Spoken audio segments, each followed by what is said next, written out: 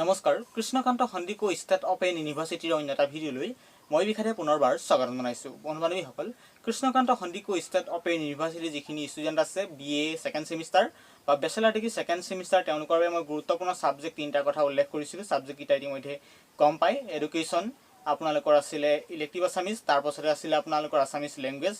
তেনেদৰে আমি ক্লাছ ল'ম বুলি কৰিছিলোঁ, কিন্তু ক্লাছ ল'ম ইতিমধ্যে মই যিহেতু নতুনকৈ ক্লাছ আৰম্ভ কৰিব বিচাৰিছোঁ।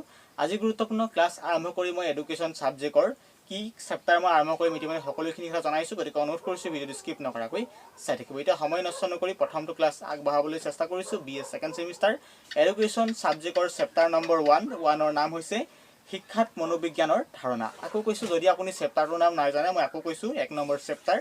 আপোনালোকে প্ৰথম আপোনালোকৰ নিজৰ কিতাপখিনি মেলি ল'ব। মেলি লৈ প্ৰথম চেপ্টাৰ নিশ্চয় দেখিবলৈ পাইছে শিক্ষাত মনোবিজ্ঞানৰ ধাৰণা। সেই কোৰ্চটোকে আমি চেপ্টাৰটোকে আৰম্ভ কৰিম। গতিকে সকলোখিনি যিহেতু এটা ভিডিঅ'ত বনাই এটা ক্লাছত শেষ কৰিব নোৱাৰি, আমি দ্বিতীয়টো ক্লাছ নিম আকৌ লগতেই। এতিয়া প্ৰথমটো ক্লাছ আমি আৰম্ভ কৰিব বিচাৰিছোঁ, যে কি নহওক আজি ক্লাছটো আৰম্ভ কৰোঁ নিশ্চয়। চেপ্টাৰ নম্বৰ 1 শিক্ষাত মনোবিজ্ঞানৰ ধাৰণা। গতিকে কি কথা আলোচনা কৰিম সকলোৱে ভিডিঅ'টো ধৈৰ্য ধৰি চাব। যদি কোনোবা ষ্টুডেণ্টে বা কেণ্ডিডেটে এই ভিডিঅ'টো চাবলৈ ধৈৰ্য সময় নাপায়, তেতিয়াহ'লে আপোনালোকে ভিডিঅ'টো প্লিজ মই ৰিকুৱেষ্ট কৰিছোঁ প্ৰথমে ভিডিঅ'টো আপুনি ইউটিউবত ডাউনলোড কৰি ৰাখিব, তাৰপাছত আপুনি সময় পালে লাহে লাহে চাই শিকি থাকিব ছিষ্টেমটো। এতিয়া সময় নষ্ট নকৰি গুৰুত্বপূৰ্ণ ভিডিঅ'টোৰ মাজলৈ আগবাঢ়োঁ। এতিয়া নিশ্চয় দেখিবলৈ পাইছে প্ৰথমে চেপ্টাৰটোৰ নাম মই উল্লেখ কৰিছোঁ শিক্ষাত মনোবিজ্ঞানৰ ধাৰণা। এতিয়া প্ৰথম কথা হ'ল মনোবিজ্ঞানৰ সংজ্ঞা। এতিয়া চাব কথাটো এনেকুৱা হয়, আমি বিশেষকৈ এডুকেশ্যন ছাবজেক্টৰ যেতিয়া BA ফাৰ্ষ্ট ছেমিষ্টাৰ আমি এডুকেশ্যন ছাবজেক্টৰ ক্লাছ লৈছিলোঁ, তাত শিক্ষাত সংজ্ঞা সম্বন্ধে পাইছিলোঁ বা শিক্ষাৰ সংজ্ঞাবোৰ কি কি আমি 2-3টা সংজ্ঞা দিছিলোঁ বা ডেফিনেশ্যন দিছিলোঁ। কিন্তু সেইদৰে আমি মনোবিজ্ঞানৰ সংজ্ঞা কিছুমান আছে। গতিকে মনোবিজ্ঞানৰ সংজ্ঞা কিছুমান কি চাওঁ আহক। মই 2টা সংজ্ঞা যিহেতু বাছি উলিয়াইছোঁ, বহুত খুব উজু সংজ্ঞা, গতিকে সেইকেইটা আপুনি লিখি ৰাখিব। বহীত আপুনি চিলেকশ্যন কৰিব ক'ৰ পৰা, আপোনাৰ কিতাপতো সেইকেইটা সংজ্ঞা স্পষ্টকৈ আছে। প্ৰথমটো চাব স্কেনাৰ মতে। স্কেনাৰ কৈছে শিক্ষা মনোবিজ্ঞান হৈছে মনোবিজ্ঞানৰ সেইটো শাখা যি শিক্ষা সম্পৰ্কীয় পৰিৱেশত মানৱ ব্যৱহাৰ সম্পৰ্কে অধ্যয়ন কৰে। নিশ্চয় বুজি পাইছে স্কেনাৰে কি কথা উল্লেখ কৰিছে। স্কেনাৰ মতে শিক্ষা মনোবিজ্ঞান হৈছে মনোবিজ্ঞানৰ সেইটো শাখা, মানে শিক্ষাৰ লগত মনোবিজ্ঞান কি ওতঃপ্ৰোতভাৱে জড়িত হৈ আছে। সেইবাবে স্কেনে কৈছে কি শিক্ষা মনোবিজ্ঞান হৈছে মনোবিজ্ঞানৰ সেইটো শাখা, যিটো শাখা শিক্ষা সম্পৰ্কীয় পৰিৱেশৰ মানৱ ব্যৱহাৰৰ সম্পৰ্কে অধ্যয়ন কৰে। যিটো শাখা অৰ্থাৎ মনোবিজ্ঞানে মানে এইটোৱে পোনপটীয়াকৈ বিচাৰে শিক্ষাৰ যিখিনি ছিষ্টেম সেইখিনি মানুহৰ লগত জড়িত এটা বিষয় বুলি পোনপটীয়াকৈ ক'ব বিচাৰিছে কোনে, স্কিনাৰ মতে। স্কিনাৰ হ'ল এজন কোন, স্কিনাৰ হ'ল এজন মনোবিদ অৰ্থাৎ মনোবিজ্ঞানিক। আৰু ঠিক সেইদৰে দ্বিতীয়টো সংজ্ঞা লৈছোঁ ক্ৰু আৰু কুৰেৰ উল্লেখ কৰিছে। ক্ৰু আৰু কুৰু নিশ্চয় গম পায়। ক্ৰু আৰু কুৰে কৈছে শিক্ষা মনোবিজ্ঞানে এজন লোকৰ জন্মৰ সময়ৰ পৰা বৃদ্ধ বয়সলৈকে শিক্ষা গ্ৰহণৰ অভিজ্ঞতাবোৰ বৰ্ণনা কৰে, তাক ব্যাখ্যা কৰে। নিশ্চয় বুজিছে ক্ৰু আৰু কুৰেৰে খুব ভাল সংজ্ঞা দিছে, এইটো পৰীক্ষাত আহিব পাৰে। ক্ৰু আৰু কুৰেৰে শিক্ষাৰ সম্বন্ধে কি সংজ্ঞা আগবঢ়াইছে, কিবা কৰিব মনোবিজ্ঞানৰ সম্বন্ধে কি সংজ্ঞা আগবঢ়াইছে। তেতিয়া ক'ব লাগিব কি শিক্ষা মনোবিজ্ঞানে এজন লোকৰ জন্মৰ সময়ৰ পৰা বৃদ্ধ বয়সলৈকে শিক্ষা গ্ৰহণৰ অভিজ্ঞতাবোৰ বৰ্ণনা আৰু ব্যাখ্যা কৰে। নিশ্চয় বুজিছে শিক্ষাত যিখিনি এজন ষ্টুডেণ্টে এজন শিক্ষকে বা এজন মানুহে যিখিনি লাভ কৰিলে জীৱনৰ জন্মৰ পৰা মৃত্যুমুখৰ যি অভিজ্ঞতা লাভ কৰিলে সেইখিনি কিহৰ যোগেদি চোৱা হয়, শিক্ষা মনোবিজ্ঞানৰ যোগেদি অভিজ্ঞতাবোৰ কিহৰ যোগেদি বৰ্ণনা কৰা হয়, মনোবিজ্ঞানৰ যোগেদি বৰ্ণনা কৰা হয়। নিশ্চয় বুজি পাইছে। এইটোৱে আছিল চমু সংজ্ঞাটো মই বাছি উলিয়াইছোঁ। আপোনালোকে নিজৰ চেপ্টাৰত আছে, চেপ্টাৰটো ভালদৰে চাব, তাৰ পৰা আপোনালোকে সংজ্ঞা কেইটামান সহজ বিচাৰি ল'ব পৰীক্ষাৰ বাবে। তাৰপিছত এতিয়া আহিছোঁ ধৰক, এতিয়া আমি নিশ্চয় সংজ্ঞা বুজি পালোঁ, তাৰ চমু আভাস দিলোঁ নিশ্চয় সংজ্ঞাৰ লগতে। এতিয়া শিক্ষা মনোবিজ্ঞানৰ স্বৰূপ মই 2 নম্বৰ ষ্টেপ বুলি দেখাইছোঁ। যদি আপুনি দেখা নাই মই দেখুৱাই দিছোঁ, মই এনেকৈ লিখি ৰাখিছোঁ আপোনালোকক দেখাবৰ বাবে। এইখিনি মই আপোনাক সকলো এক্সপ্ল'ৰ কৰি যাম। নোটৰ টাইম আপুনি এনেদৰে মোৰ যেনেদৰে শুনিছে তেনেদৰে বহি লিখি ৰাখিলেও কোনো আপত্তি নাই। এতিয়া চাব শিক্ষা মনোবিজ্ঞানৰ স্বৰূপ। আমি নিশ্চয় গম পাওঁ যে শিক্ষাৰ স্বৰূপ সম্বন্ধে বুজি পাওঁ, শিক্ষাটো কেনেকুৱা, কি প্ৰকৃতি, কি বৈশিষ্ট্য, সেইখিনি স্বৰূপ। ঠিক সেইদৰে শিক্ষাৰ মনোবিজ্ঞানৰ স্বৰূপ কেনেকুৱা। এতিয়া শিক্ষাৰ মনোবিজ্ঞানৰ স্বৰূপ ইয়াত দিছে, কি কথা উল্লেখ কৰিছে, কৈছে শিক্ষা মনোবিজ্ঞানৰ স্বৰূপবোৰ হ'ল এনেধৰণৰ।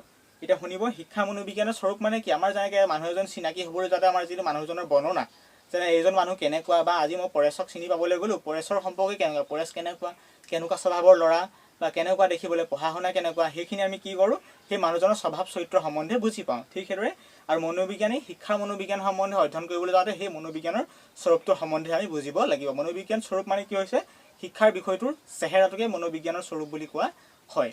গতিকে কি চেহেৰা ভালদৰে শুনিব। শিক্ষা মনোবিজ্ঞানৰ স্বৰূপবোৰ হ'ল এনেধৰণৰ। মই কেইটামান সৰু সৰু টিপছ উলিয়াই ৰাখিছোঁ, সৰু মানে পইণ্ট উলিয়াই ৰাখিছোঁ। পইণ্টকেইটা আপুনি বহি কিতাপত নিজে চাব। এতিয়া চাব প্ৰয়োগিক বিজ্ঞান। এতিয়া প্ৰয়োগিক বিজ্ঞান কিয় হ'ল, শিক্ষা মনোবিজ্ঞান এটা গুৰুত্বপূৰ্ণ বিষয় হ'ল প্ৰয়োগিক বিজ্ঞান। এতিয়া চাব প্ৰয়োগিক বিজ্ঞান। মনোবিজ্ঞান হৈছে এক প্ৰয়োগিক বিজ্ঞান। মনোবিজ্ঞানে তথ্য পাতি শিক্ষাৰ ক্ষেত্ৰত প্ৰয়োগ বিভাগটোৱে হ'ল মনোবিজ্ঞানিক বিভাগ। এতিয়া কিহৰ কাৰণে কৈছা? মনোবিজ্ঞান হৈছে এনেকুৱা এটা বিজ্ঞান যে শিক্ষাৰ ক্ষেত্ৰত প্ৰয়োগ কৰা হয়, নহয় জানো? এতিয়া মনোবিজ্ঞান হৈছে প্ৰয়োগিক বিজ্ঞান। মনোবিজ্ঞানে তথ্যপাতি শিক্ষাৰ ক্ষেত্ৰত প্ৰয়োগ কৰা হয়। মনোবিজ্ঞান যি তথ্যপাতি যিখিনি চিন্তাধাৰা সেইখিনি ক'ত ব্যৱহাৰ কৰা হয়? শিক্ষাৰ ক্ষেত্ৰত প্ৰয়োগ কৰা হয়। এজন ষ্টুডেণ্টে কেনেদৰে পঢ়িছে, কেনেকৈ আয়ত্ব কৰিছে, কি কৰিছে, কেনেদৰে শিক্ষাক ব্যৱহাৰ কৰিছে, কেনেদৰে এজন শিক্ষকে ছাকচেছ লাভ কৰিব, বা এজন ছাত্ৰই কেনেদৰে শিক্ষা লাভ কৰিব, এজন শিক্ষকে কেনেদৰে পঢ়াত তেওঁলোকে ছাত্ৰ ছাত্ৰীক ছাকচেছভাৱে বুজাব পাৰিব, সেইখিনি কোনে চিন্তা কৰে, প্ৰয়োগ কৰে? মনোবিজ্ঞানৰ জৰিয়তে চিন্তাধাৰা আগবঢ়ায়। সেইখিনি মনোবিজ্ঞানৰ জৰিয়তে চোৱা হয়। যদি ধৰক মই উদাহৰণ এটা দিছোঁ, সেইখিনি পিছত পাবগৈ। ধৰক এতিয়া কোনোবা ষ্টুডেণ্ট এজনে পঢ়াত মন নাই, কিন্তু শিক্ষকজনে পঢ়াই আছে, কিন্তু শিক্ষকজনে চাব লাগিব ষ্টুডেণ্টজনে কি বিচাৰিছে, বস্তুটো কি কৰিছে, কিটো বিষয় দিলে তেওঁ ভাল পাব।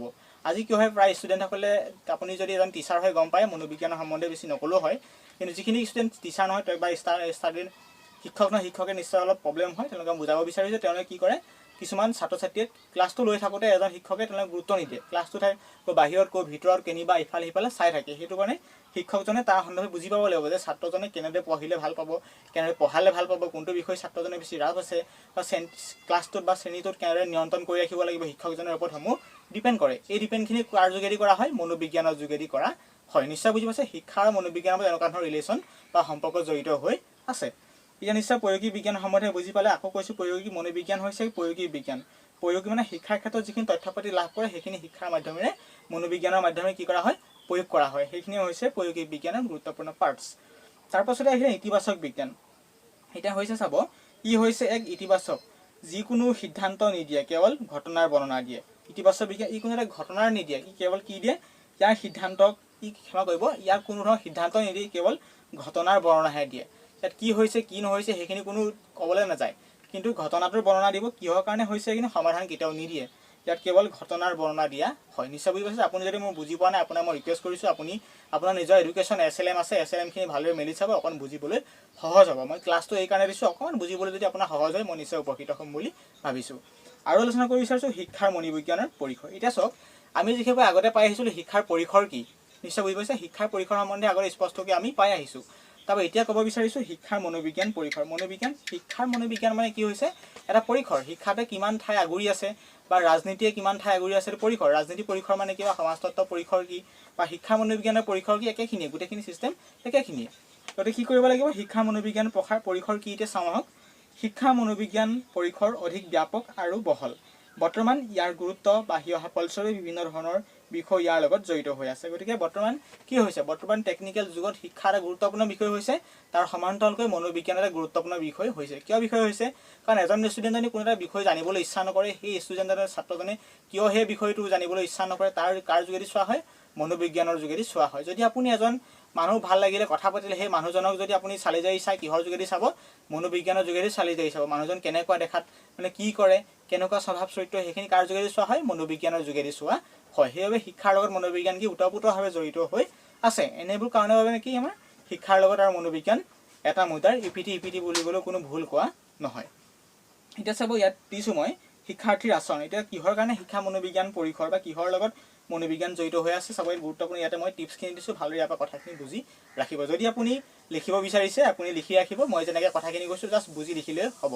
এতিয়া নিশ্চয় দেখিবলৈ পাইছে শিক্ষাৰ্থীৰ আচৰণ। এতিয়া চাব, শিক্ষা মনোবিজ্ঞানৰ পৰিসৰত কি আছে? শিক্ষাৰ্থীৰ আচৰণ আছে, বিকাশ স্তৰ অধ্যয়ন আছে, আৰু লগতে আছে আপোনালোকৰ কিছুমান গুৰুত্বপূৰ্ণ টপিক আছে, মই লিখি ৰাখিছোঁ, নোট কৰি ৰাখিছোঁ অলপ কম পৰিমাণে। শিক্ষণৰ পদ্ধতি, ব্যক্তিত্বৰ বৈষম্য, শিক্ষা নিৰ্দেশনা, ব্যক্তিৰ পাৰ্থক্যসমূহ। এতিয়া চাব, এতিয়া প্ৰথমটো লৈছোঁ শিক্ষাৰ্থীৰ আচৰণ। সাৰ্থকভাৱে শিক্ষাদান কৰিবৰ বাবে শিক্ষকে প্ৰকৃতি আচৰণ ভালকৈ জনোৱা উচিত। মনোবিজ্ঞানে আচৰণ অধ্যয়ন কৰে আৰু শিক্ষাই এইবোৰ সংশোধন কৰে। এতিয়া চাব, শিক্ষাৰ্থীৰ আচৰণ। এজন শিক্ষকে কেনেকৈ ছাত্ৰজনক বুজাব লাগিব, কি কৰিব লাগিব, এজন কোনে দেখা পায়? এজন শিক্ষকে দেখা পায়। গতিকে শিক্ষাৰ্থীৰ আচৰণ কেনেকুৱা হ'ব লাগিব, কেনেকুৱা হ'ব নালাগিব, কোনটো বিষয় ভাল পাব লাগিব, শিক্ষাৰ্থীজনে শিক্ষকজনৰ আগত কেনেকুৱা ব্যৱহাৰ কৰিব লাগিব ইত্যাদি, সেইবোৰ কোনে শিকায়? মনোবিজ্ঞানৰ জৰিয়তে শিকিব পাৰে। সেইবাবে কি কৈছে? শিক্ষাৰ্থীৰ আচৰণ বুলি উল্লেখ কৰিছে। এইবোৰ কোনে শিকাব পোনপটীয়াকৈ? শিক্ষকে এই আচৰণবোৰ শিকাব। কিহৰ যোগেদি হ'ব? শিক্ষাৰ যোগেদি এইখিনি আচৰণ শিকাব। তাৰপিছত আহিলে বিকাশ স্তৰ আৰু অধ্যয়ন। এতিয়া বিকাশ স্তৰ অধ্যয়ন মানে কি? ইয়াত কৈছে শিক্ষা মনোবিজ্ঞানে ব্যক্তিৰ দৈহিক, মানসিক আদি বিকাশৰ সম্পৰ্কে অধ্যয়ন কৰে। এইবোৰ মনোবিজ্ঞানৰ বিষয় হিচাপে সাঙুৰি লয়। গতিকে মনোবিজ্ঞানৰ বিষয়বোৰ কোনবোৰ? এজন শিক্ষকে শিক্ষা বিকাশ স্তৰ অধ্যয়ন। শিক্ষা মনোবিজ্ঞানে ব্যক্তিৰ দৈহিক, মানসিক আদি বিকাশ সম্পৰ্কে অধ্যয়ন কৰে। এইবোৰ মনোবিজ্ঞানৰ বিষয় যোগেৰে সাঙুৰি লয় নিশ্চয় গম পাইছে বিকাশ স্তৰ বা কিমান বয়স কিমান কি সেইখিনি শিক্ষা যদি কোনে আগুৱাই আদৰি লয় সেই মনোবিজ্ঞানৰ জৰিয়তে এইখিনি শিক্ষা ল'ব পাৰি বা গ্ৰহণ কৰিব পাৰি ঠিক সেইদৰে আমি যদি চাওঁ আৰু কিছুমান পইণ্ট লিখি থৈছোঁ মই শিক্ষাৰ্থীৰ পদ্ধতি এই পদ্ধতিত মনোবিজ্ঞানে শিক্ষণ প্ৰক্ৰিয়াৰ নীতি শিক্ষা তত্ত্ব ইত্যাদি পদ্ধতিৰ সম্পৰ্কে অধ্যয়ন কৰা হয় নিশ্চয় বুজি পাইছে শিক্ষণৰ পদ্ধতি এই পদ্ধতিৰ জৰিয়তে কি চোৱা হয় মনোবিজ্ঞানৰ পদ্ধতিৰ যোগেদি এই পদ্ধতি মনোবিজ্ঞানে শিক্ষণ প্ৰক্ৰিয়াৰ নীতি শিক্ষা তত্ত্ব ইত্যাদি পদ্ধতিৰ সম্পৰ্কে অধ্যয়ন কৰে যক কেনেকুৱা মনোবিজ্ঞান এজনে কি কৰিব লাগিব মনোবিজ্ঞানী ফালৰ পৰা এইটো কথা উল্লেখ কৰিছে শিক্ষণ এজন কাৰ্য কৰিবলৈ গ'লে শিক্ষকজনে কেনেকৈ শিকাব লাগিব ছাত্ৰজনে কেনেকৈ গুৰুত্ব দিব লাগিব কোনটো বিষয় শিকালে ছাত্ৰজনে অতি সহজে বুজি পাব সেই তেনেদৰে সেইখিনি শিক্ষণৰ পদ্ধতিটো জনা উচিত মনোবিজ্ঞানৰ জৰিয়তে এইখিনি জানিব পাৰি অতি সহজতে তাৰপাছত আহিছে ব্যক্তিত্বৰ বৈষম্য শিক্ষাৰ্থীসকলৰ বুদ্ধিৰ বিকাশ চিন্তা অভিৰুচি চৰিত্ৰৰ মাজত বিভিন্ন পাৰ্থক্য আৰু সেইবোৰ সম্পৰ্কে শিক্ষা মনোবিজ্ঞানে জানিব পাৰে এইটো ব্যক্তিৰ বৈষম্য মই আগতে কৈছিলোঁ এজন ব্যক্তি ভাল বেয়া কেনেকুৱা সেইবোৰ কিহৰ যোগেদি জানিব পাৰি সেই মনোবিজ্ঞানৰ যোগেদি জানিব পাৰে সেইখিনিকে উল্লেখ কৰিছে ব্যক্তিৰ বৈষম্য বুলি ব্যক্তিৰ বৈষম্য মানে কি এজন ব্যক্তিৰ বিকাশ চিন্তা চৰ্চা অভিৰুচি ভাল লগা বেয়া লগা আদি কাৰ যোগেদি চোৱা হয় শিক্ষা মনোবিজ্ঞানৰ যোগেদি এইখিনি জানিব পাৰিব মনোবিজ্ঞানৰ যোগেদি চাব পাৰি ঠিক সেইদৰে ব্যক্তিত্বৰ পাৰ্থক্যসমূহ এজন ব্যক্তি দেখিবলৈ কেনেকুৱা বা আনজন ব্যক্তিৰ লগত কেনেকুৱা তুলনা বা সেইজন ব্যক্তিয়ে ধৰক ৰাম আৰু ৰহিমৰ মাজত কি পাৰ্থক্য আছে বা লক্ষ্মণ আৰু সীতাৰ মাজত কি পাৰ্থক্য আছে এইখিনি কাৰ যোগেদি চোৱা হয় ব্যক্তি পাৰ্থক্যসমূহৰ মাজেদি চোৱা হয় ব্যক্তি মানে কি কোনো মানুহৰ ব্যক্তি বস্তু নহয় কিন্তু মানুহৰ ওপৰত এইখিনি শিক্ষা যোগেদি কাৰ আমি নিশ্চয় গম পাওঁ মনোবিজ্ঞান হ'ল মনৰ ওপৰত অধ্যয়ন কৰা এটা বিজ্ঞান গতিকে মানুহৰ মনৰ মানসিক চিন্তাধাৰা আদি আৱেগৰ ওপৰত চিন্তা কৰা এটা মনোবিজ্ঞান এটা অংশ নিশ্চয় বুজি পাইছে তাৰপাছতে আহিলে শিক্ষণ প্ৰক্ৰিয়াত শিক্ষাৰ মনোবিজ্ঞানৰ প্ৰয়োগ আৰু গুৰুত্ব বিশেষকৈ এইখিনিতে আৰু এটা কথা জনাই থওঁ ইমান বিশেষকৈ দীঘলীয়া ক্লাছ ল'ব বিচৰা নাই যথেষ্টখিনি টাইম নষ্ট হ'ব আপোনালোকৰ সেইবাবে আমি ইতিমধ্যে এইটো ফাৰ্ষ্ট ক্লাছ ইতিমধ্যে ইয়াতে সামৰি ৰাখিছোঁ তাৰপাছতে আমি আলোচনা কৰিম শিক্ষণ প্ৰক্ৰিয়াত শিক্ষাৰ মনোবিজ্ঞান আৰু প্ৰয়োগ আৰু গুৰুত্ব এই ভিডিঅ'টো স্কিপ নকৰিব মই ৰিকুৱেষ্ট কৰিছোঁ আপুনি যদি ইতিমধ্যে বুজি পাইছে আপুনি নিশ্চয় শিক্ষাৰ পৰিসৰ সম্পৰ্কে নিশ্চয় বুজি পালে লগতে আপুনি বুজি পালে শিক্ষাৰ মনোবিজ্ঞানৰ স্বৰূপ সম্বন্ধে নিশ্চয় বুজি পাইছে বুলি ভাবিছোঁ তাৰপাছতে আমি দুটামান সংজ্ঞা উল্লেখ কৰিছিলোঁ স্ক্ৰীনৰ মতে কি সংজ্ঞা